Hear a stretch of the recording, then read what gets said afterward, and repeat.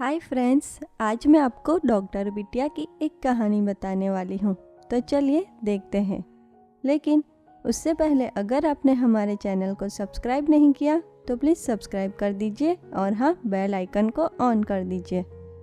रीटा और मेहुल की शादी को 8 साल हो चुके थे, लेकिन फिर भी उन दोनों की एक भी संतान नहीं थी, जिसके कारण घर में और आस पड़ोस में सभी लोग रीटा को ताना मारते रहते। एक दिन रीटा रसोईघर में काम कर रही थी और तभी अचानक रीटा को चक्कर आते हैं। उसे कुछ भी समझ नहीं आता कि उसके साथ ऐसा क्यों हो रहा है। शाम को तो रीटा की तबीयत ज़्यादा खराब हो जाती है और वह तुरंत ही डॉक्टर के पास जाती है। डॉक्टर रीटा का चेकअप करती है और उससे कहती है कि रीटा, तुम माँ बनने वाली हो। रीटा तो यह सुनकर बहुत ही खुश हो जाती है। वह खुशी खुशी अपने घर जाती है। घर पहुंचते रीटा मेहुल को यह खुशखबरी सुनाती है।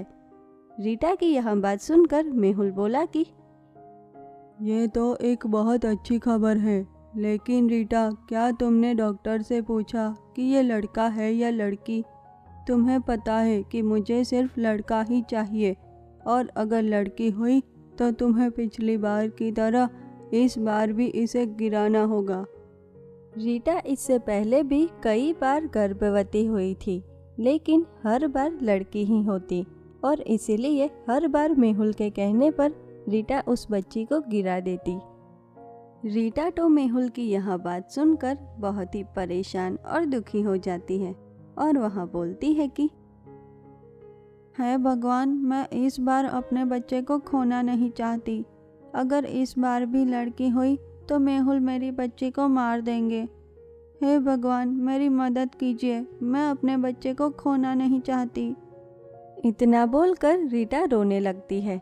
रोते रोते वह एक झील के पास जाकर बैठ जाती है।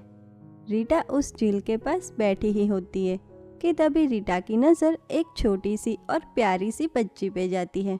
वह बच्ची उस पानी में जाने ही वाली होती है कि तभी रीटा उस बच्ची को अपने हाथों में उठा लेती है और तभी एक सुंदर सी परी यह सब देख लेती है और वह बोलती है कि तुम्हारा बहुत बहुत धन्यवाद, तुमने मेरी छोटी सी बच्ची को बचाया।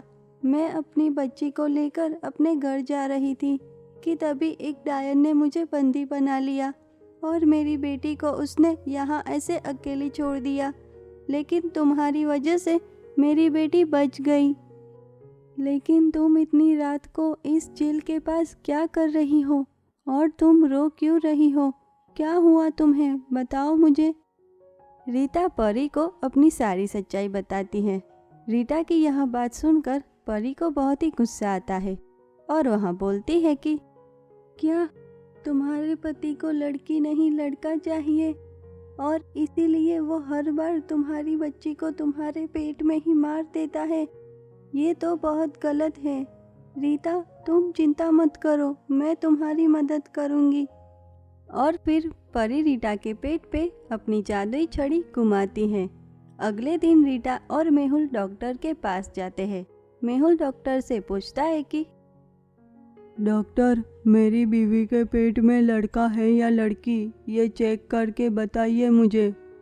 और फिर कुछ ही देर में डॉक्टर रीटा का चेकअप करके बाहर आती है और मेहुल को रीटा की रिपोर्ट देती है। मेहुल तो रीटा की रिपोर्ट देखकर बहुत ही खुश हो जाता है, क्योंकि रीटा के पेट में एक लड़का होता है। और फिर उस दिन से ही मेहुल रीटा का बहुत ही ध्यान रखता है। ऐसे देखते ही देखते कुछ ही महीनों में रीटा एक सुंदर और प्यारी सी बेटी को जन्म देती है। मेहुल को जैसे ही पता चलता है कि रीटा ने एक लड़की को जन्म दिया है तो वह बहुत ही गुस्सा हो जाता है और वह तुरंत ही रीटा के पास जाता है और उससे कहता है, रीटा, तुमने मुझे धोखा दिया। तुमने झूठ बोला मुझसे कि तुम्हारे पेट में एक लड़का है। रीटा, मैं तुम्हारी इस बच्ची को कभी नहीं अपनाऊंगा और ना ही इसे मेरा नाम दूंगा। मेहुल तो इतना बोलकर वहाँ से चला जाता है। रीटा मेहुल की यह बात सुनकर बहुत ही दुखी हो जाती है और वहाँ रोते रोते उस परी की बातों को याद करती है। रीटा, मेरी जादुई छड़ी से डॉक्टर तुम्हारा चेकअप करेगी तो उसमें लड़की नहीं लड़का दिखाया जाएगा, लेकिन तुम जन्म तो एक लड़की को ही दोगी। और हाँ रीटा, बेटी के जन्म के बाद तुम्हें और तुम्हारी बेटी को कई मुश्किलों का सामना करना होगा, इसीलिए क्या तुम तैयार हो रीटा? परी की यह सब बातें याद करके रीटा की आंखों में आंसू आ जाते हैं। वह अपनी बच्ची को अपने हाथों में लेने ही वाली होती है कि तभी वह रुक जाती है और फिर से रोते रोते परी की बातों को याद करती है। और हाँ रीटा, तुम्हें मुझसे एक वादा भी करना होगा कि तुम्हारी बेटी जब तक एक अच्छा और नेक काम करके अपने पिता को उनकी गलती का एहसास नहीं कराती, तब तक तुम उसे छू भी नहीं सकती।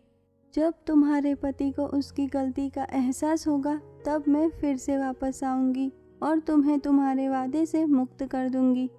रीटा परी की यह सब बातें याद करके फिर से रोने लगती है। रीटा अपनी बच्ची से बहुत ही प्यार करती थी। वह अपनी बच्ची का नाम नंदिनी रखती है और नंदिनी की देखभाल के लिए घर में एक बाई भी रखती है। लेकिन मेहुल तो नंदिनी को बिल्कुल भी पसंद नहीं करता था और जब भी नंदिनी उसके पास जाती तो वह उसे मार के भगा देता।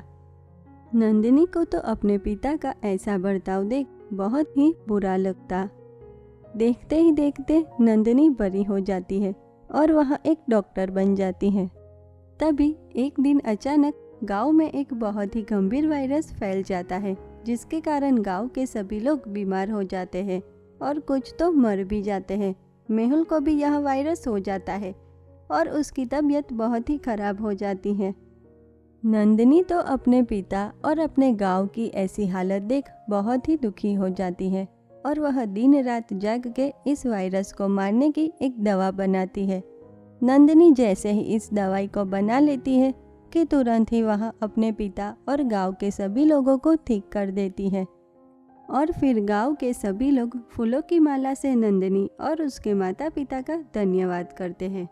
और यह सब देखकर मेहुल को अपनी गलती का एहसास होता है और वह नंदिनी के पास जाता है और उससे कहता है कि नंदिनी बेटा, मुझे माफ़ कर दो। मैं अब तक लड़के और लड़की में फ़र्क करता था।